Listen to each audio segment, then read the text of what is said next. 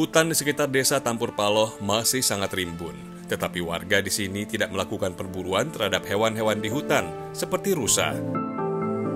Sejak lama warga mengajukan pembangunan jalan dan jembatan melalui musyawarah desa. Pesatnya pembangunan infrastruktur di Pulau Jawa dan area ibu kota baru di Pulau Kalimantan tidak sampai ke Kabupaten Aceh Timur, apalagi ke desa Tampur Paloh. Mereka hanya bisa mendengar kata pembangunan dan belum merasakannya.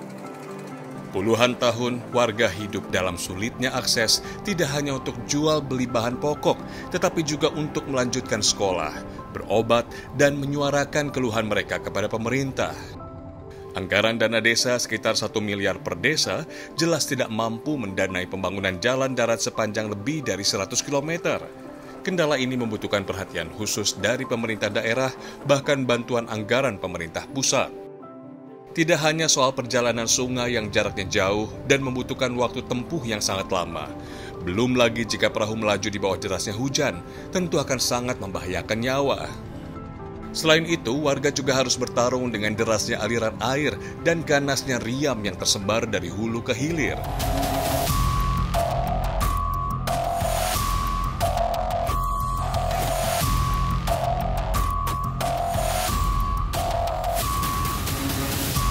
Sekali dalam sepekan, para perempuan harus pergi ke pasar.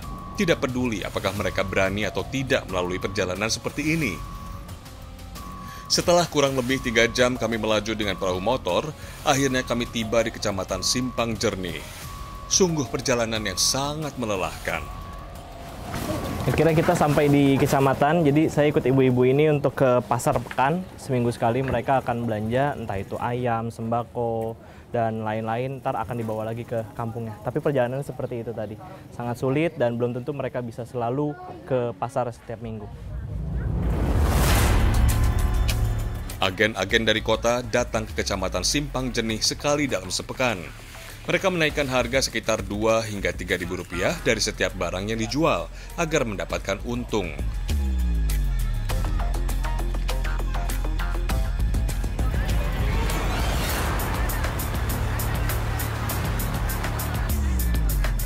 Sekali dalam sepekan ini tidak bisa dibilang rutin. Jika cuaca sedang buruk dan ada kendala dalam perjalanan dari kota ke kecamatan, tentu agen-agen ini tidak bisa berjualan. Akibatnya, perjalanan warga dari desa-desa yang begitu jauh menjadi sia-sia.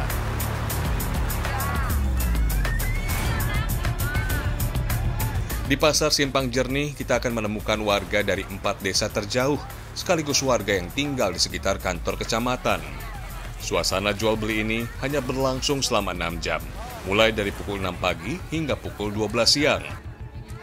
Penghasilan warga desa Tampur Paloh yang hanya berkisar antara 500 hingga 800 ribu rupiah sebulan dari penjualan hasil kebun bisa habis dalam sekejap untuk membeli kebutuhan pokok. Apalagi jika mengingat harga sembako terus merangkak naik, jauh melebihi kemampuan warga. Ini pemandangan seperti ini cuma bisa kita lihat seminggu sekali, itu pun di pasar pekan di kecamatan, karena kalau tidak aksesnya akan sulit sekali bagi mereka untuk mendapatkan sembako, harus berjalan berjam-jam ke kota.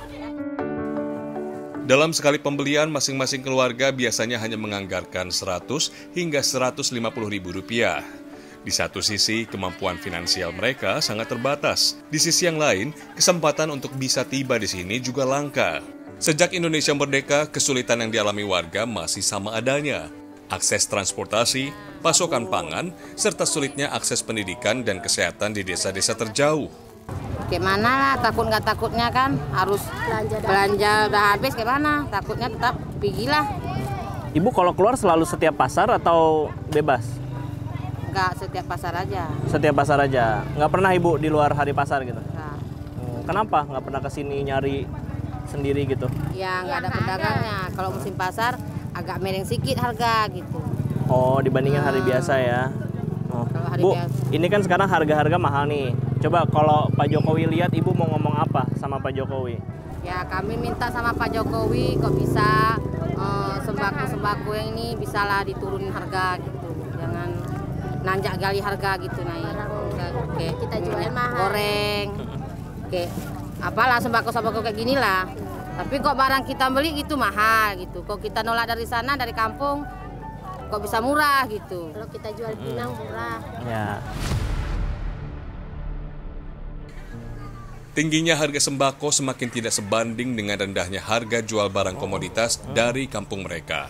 Semakin timpang dan belum ada solusinya. Jika dibiarkan terus begini, maka bisa jadi akan tiba suatu hari di mana warga sudah tidak sanggup lagi membeli kebutuhan pokok. Karena jarang ke sini pun, beli cuma sekilo nih akan bisa. Maunya kan kalau udah murah, agak murah, bisa kami beli 2 kilo, ini cuma sekilo kami beli. Entah kapan suara masyarakat Kecamatan Simpang Jernih dapat didengar dan berbalas dengan pembangunan infrastruktur yang layak.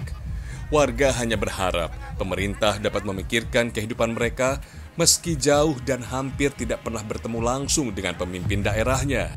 Semoga jalan kami diperbaiki, bisa jalan darat, nggak lagi main air kami. Takut kali kami sama air kalau udah besar. Jika jalan terbangun, setidaknya warga bisa memaksimalkan potensi hasil kebun dan komoditi yang dapat dihasilkan oleh desa mereka. Perputaran uang di pasar Simpang Jernih juga akan semakin meningkat dan dapat berimbas pada meningkatnya kesejahteraan masyarakat yang tinggal di sekitarnya. Semoga saja harapan ini tidak kembali diabaikan.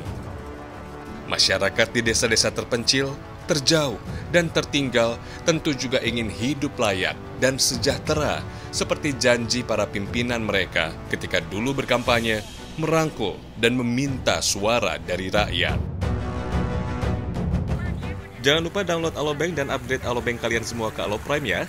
Banyak banget keuntungan yang bisa kalian semua dapatkan. Beberapa di antaranya proses registrasi mudah dan cepat, login memakai biometrik dan gratis biaya admin tanpa saldo minimum. Yuk segera download Alobank ya.